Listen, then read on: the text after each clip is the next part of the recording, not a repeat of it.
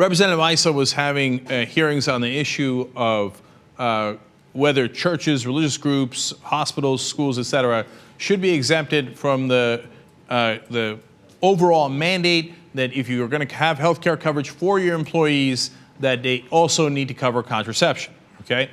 Now, I don't know why he's bothering to have hearings, because President Obama said, okay, they don't have to pay for it at all.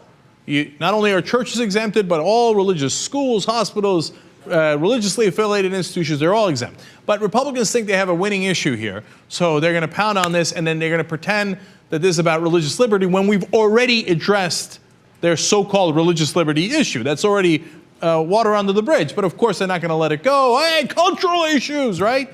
Now, at the same time, they're going to claim, even though this is on cultural issues, we're going to claim that it has nothing to do with contraception.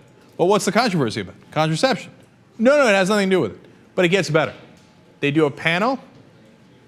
Every single witness is a male. So some of the congresswomen were a little upset about this. Let's look at Carolyn Maloney here.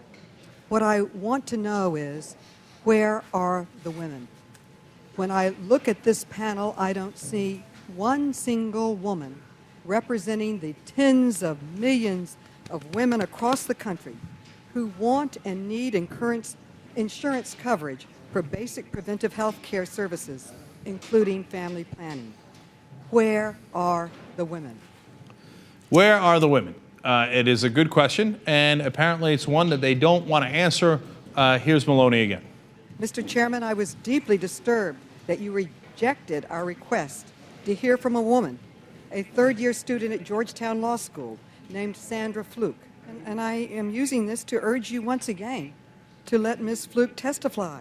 Let one woman speak for the panel right now on this all-male panel.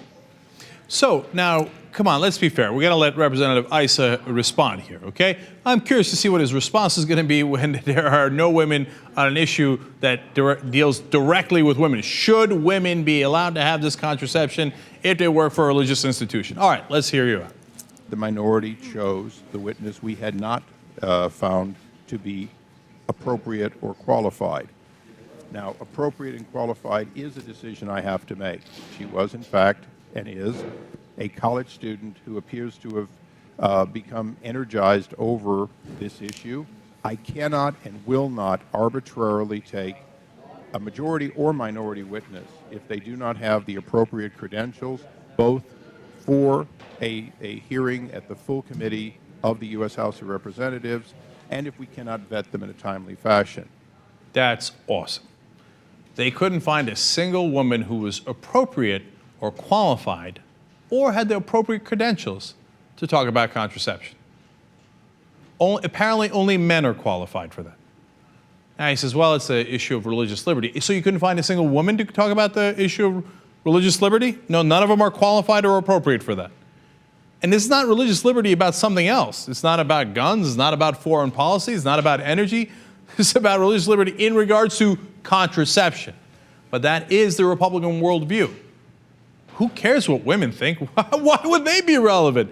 Let's just talk amongst ourselves here. Just a bunch of old men talking about what our moral values are, so-called moral values, and impose them on the rest of the country. What? Where's the problem?